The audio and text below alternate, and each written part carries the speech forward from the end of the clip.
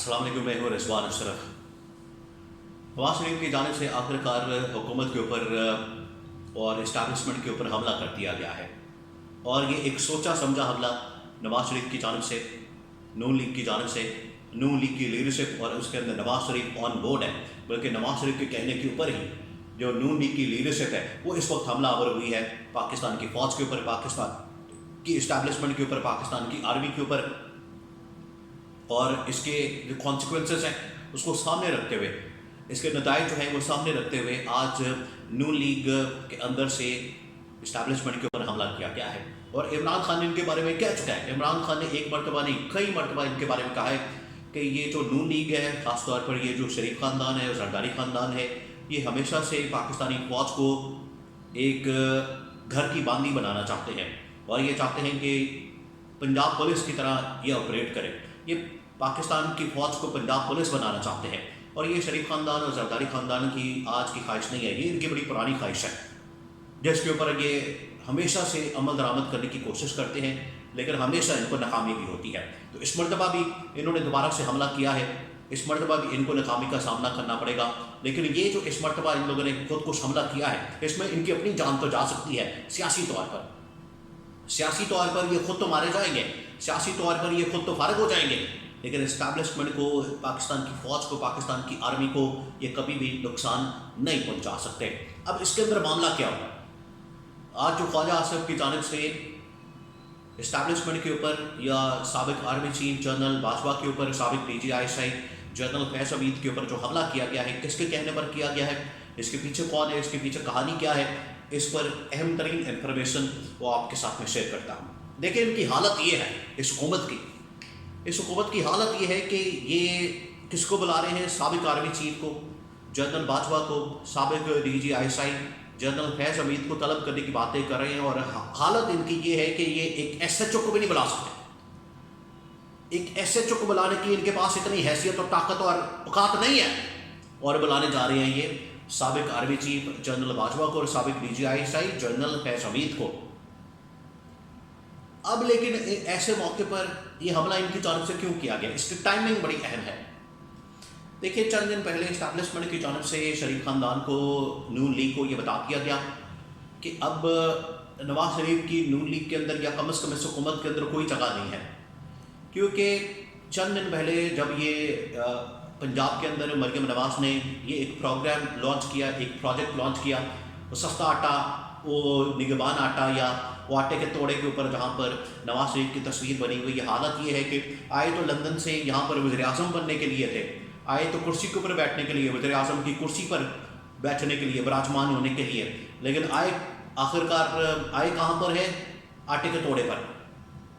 तो जब इस बारे में पूछा गया मरियम नवाज से कि ये जो आटे के तोड़े के ऊपर आपने अपने अब्बा जी की तस्वीर लगाई हुई है, वालिद साहब की तस्वीर लगाई हुई है, नवाज शरीफ की तस्वीर लगाई हुई है, किस खाते में लगाई हुई है?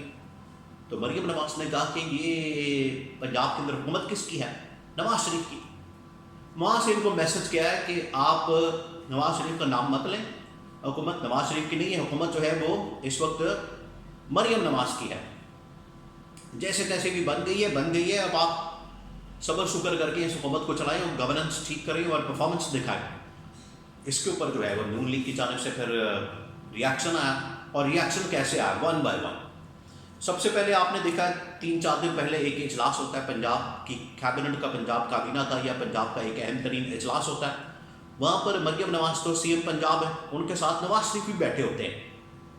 नवाज शरीफ तो पहले तोड़े पर आ रहा था, ये आटे के तोड़े पर आ रहे थे, अब जो है वो साथ बैठे हुए। तो वहाँ से इनका पहला मैसेज गया कि नवाज शरीफ हमारे साथ हैं, नवाज शरीफ इस हुकूमत का हिस्सा है, हुकूमत के अंदर हैं और हमारे साथ बैठे हुए सरकारी इजलास के अंदर, जिसकी कोई आईनी कानूनी हैसियत नहीं।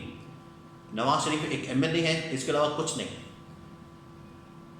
तो ये पंजाब की इजलास के अंदर, मीटिंग्स के अंदर किस तरह से बैठ सकते हैं? इसके ऊपर लाहौर हाई कोर्ट के अंदर रजू भी किया गया। तो पहला इन्होंने मैसेज वहाँ से कन्वे किया, उसके ऊपर यहाँ तक ये रुका नहीं मामला। इन्होंने क्या किया, फिर ख्वाजा आसिफ के ज़रिए से जो पिछली इस्टेब्लिशमेंट थी उसके ऊपर हमला करवा दिया। लेकिन वहाँ पर एक बड़ी इस हवाले से डिस्कशन हुई है इलेक्शन के हारने पर शरीफ ख़ानदान के अंदर या नून लीग की टॉप लीडरशिप में, کہ ہم الیکشن کس طرح سے ہار گئے اور بڑے بڑے جو برج الٹ گئے ان الیکشنز کے اندر، رانا ثناء اللہ جیسے لوگ، میاں جاوید لطیف جیسے لوگ. یہ حکومت نون لیگ کی کیسی حکومت ہے؟ اس کے اندر میاں نواز شریف ہی نہیں ہے. یہ تو حکومت نہ ہوئی. حکومت ہوتی میاں نواز شریف ہوتا تو پھر تو مزہ آتا، پتہ چلتا کہ واقعی میں نون لیگ کی حکومت ہے. یہ حکومت نہیں ہے نواز شریف کی، نون لیگ کی. یہ لگتا ہی نہیں کہ نون لیگ کی حکومت ہے. تو وہاں پر ان لوگوں نے سوچا، اس کے اوپر بات چیت ہوئی ہے کہ آخر کیا مسئلہ ہوا کہ ہم الیکشن ہار گئے. تو کہا گیا کیونکہ آپ اینٹی اسٹیبلشمنٹ جو آپ نے بیانیہ بنایا تھا، اینٹی اسٹیبلشمنٹ جو آپ نے ایک سٹانس لیا تھا، اس سے پیچھے ہٹ گئے، اس سے مکر گئے، اس سے آپ بیک آؤٹ کر گئے اور آٹے کے توڑے تک آپ آ گئے ہیں. اس کی حالت، اس کی وجہ یہ ہے، جہاں تک حالت تک پہنچنے کی اس کی وجہ یہ ہے کہ آپ نے اسٹیبلشمنٹ کے خلاف جو بیانیہ بنایا تھا وہاں سے آپ پہنچ گئے ہیں بوٹ چاٹنے پر. ووٹ کو عزت دو سے آپ پہنچ گئے ہیں بوٹ کو عزت دو پر، ووٹ کو ذلت دو پر پہنچ گئے ہیں. اس کی وجہ سے ہم الیکشن ہارے ہیں. تو وہاں پر فیصلہ کیا گیا کہ کیوں نہ اسٹیبلشمنٹ کے اوپر ایک دوبارہ سے حملہ کیا جائے. اور یہ جو حملہ کیا گیا، اب یہ ایک سوچا سمجھا حملہ کیا گیا ان کی جانب سے. اور یہ جو حملہ کیا گیا ہے اس کا پہلے ہی پلان ہو گیا تھا، فیصلہ ہو چکا تھا کہ ہم نے ایک حملہ لانچ کرنا ہے اور ان کی جانب سے پھر حملہ لانچ کر دیا گیا. اب یہ جو حملہ کیا گیا ہے، خواجہ آصف کو یہ ٹاسک دیا گیا، ذمہ داری دی گئی. خواجہ آصف کو اس حوالے سے یہ کہا گیا کہ آپ جائیں اور یہ جو ابھی صورتحال بنی ہے افغانستان اور پاکستان کے درمیان، اس کو کیش کریں. دیکھیں کتنے ظالم لوگ ہیں، کتنے ظالم ہیں کہ یہاں پر شہید اپنی جانیں قربان کر رہے ہیں، پاکستان کے جوان شہید ہو رہے ہیں، وہ اس وطن کی حفاظت کی خاطر بارڈر کے اوپر اپنی جانیں دے رہے ہیں، اور ان کو بیچ میں سے اپنی سیاست کرنے کا موقع مل گیا اس موقع میں. آپ ان کی ذہنیت کا اندازہ کریں جو یہ بڑا شور مچاتے ہیں 9 مئی 9 مئی 9 مئی. حالت ان کی یہ ہے. یہاں سے انہوں نے نکالا اور جنرل باجوہ اور جنرل فیض حمید کے اوپر حملہ کر دیا کہ دیکھیں جی یہ تو ان کی اصل میں پالیسی تھی. انہوں نے کہا تھا کہ طالبان آ جائیں، طالبان پاکستان کے اندر آ جائیں، ہم ان کو اکوموڈیٹ کر لیں، ان کو مین اسٹریم میں لے آئیں اور ان کے ساتھ بات چیت کریں، مذاکرات کریں اور اس کے بڑے فائدے ہیں. تو جنرل باجوہ اور جنرل فیض حمید نے ہمیں پارلیمنٹ کے اندر بتایا تھا، تو اب آ کے بتائیں گے، جواب دیں کہ اس کا یہ فائدہ ملا ہے کہ ہمارے اوپر حملہ ہو گیا ہے. تو یہ جب جنرل باجوہ کے اوپر، جنرل فیض حمید کے اوپر خواجہ آصف کی جانب سے حملہ کیا گیا تو اس کے اوپر ریاکشن آیا. اب ریاکشن کے اوپر جو ہے پورے پاکستان میں ہلچل مچ گئی. تو نواز شریف پیچھے بیٹھ کے، نواز شریف یہاں سے 2 فائدے حاصل کرنا چاہ رہا ہے. 2 فائدے. ایک تو یہ کہ اسٹیبلشمنٹ کے اوپر بھی یہ حملہ ہو جائے اور اسٹیبلشمنٹ سارا کا سارا زور ڈالے گی شہباز شریف کے اوپر.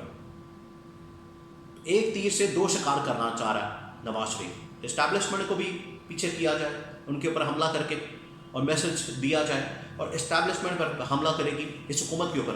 نواز شریف کو پتہ ہے حکومت میری تو ہے نہیں، وہ تو شہباز شریف کی ہے جس نے میرے ساتھ دھوکہ کیا، جس نے مجھے سبز باغ دکھایا اور لایا تو کرسی کے لیے تھا اور مجھے یہاں پر بٹھا دیا ہے آٹے کے توڑے پر.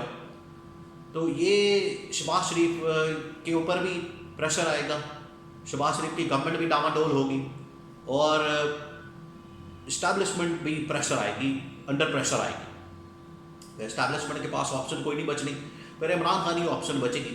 اگر یہ اس طرح کا حملہ کرتے ہیں، اس طرح کی سازش کرتے ہیں، بناتے ہیں، تو پھر اس کے بعد اسٹیبلشمنٹ کے پاس پھر عمران خان کے علاوہ کوئی آپشن نہیں ہوگی، پھر وہ عمران خان کی طرف چلے جائیں گے اگر انہوں نے اسی طرح سے کرنا ہے. یہ باز نہیں آئیں گے، میں آپ کو بتا دوں یہ باز نہیں آنے والے. یہ حملہ کرتے رہیں گے، یہ اسی طرح سے کرتے رہیں گے، یہ نہیں باز آنے والے. آپ جو مرضی کریں. انہوں نے اب حملہ کیا ہے اور دیکھیں کس ایونٹ کے اوپر، کس موقع پر ان لوگوں نے حملہ کیا. کہ جب شادیں ہوئی ہیں، پاکستان کے جوانوں نے اپنا خون دیا، اپنی جانیں دی ہیں، اس موقع پر ان کی جانب سے حملہ کر دیا گیا پاکستان کی اسٹیبلشمنٹ کے اوپر، اور کہا گیا کہ وہ پچھلی اسٹیبلشمنٹ کو بلائیں اور ان سے پوچھیں. اور ان کی حیثیت یہ ہے، ایک ایس ایچ او کو نہیں بلا سکتے، ایک ایس ایچ او کو نہیں بلا سکتے اور بلانے چلیں سابق آرمی چیف کو. تو چلے، میں اس بلاگ کا اس چیز کے اوپر اختتام کروں گا کہ اگر ان لوگوں نے یہ بات کر دی ہے تو ہمت کریں اور تھوڑا سا دل گردہ دکھائیں، ہمت کریں، جرأت کریں اور بلائیں ان کو. دونوں کو جو نام لے رہے ہیں یہ سابق آرمی چیف کو بھی سابق D G I S I کو، تو لگ پتہ جائے گا، اور میاں جدوں آئے گا تو لگ پتہ جاوے گا. یہ جو ان کا بڑا نعرہ ہے نا، تو بلائیں تو پھر لگ پتہ جاوے گا ان کو کہ انہوں نے کہاں جا کے ہاتھ ڈالا ہے.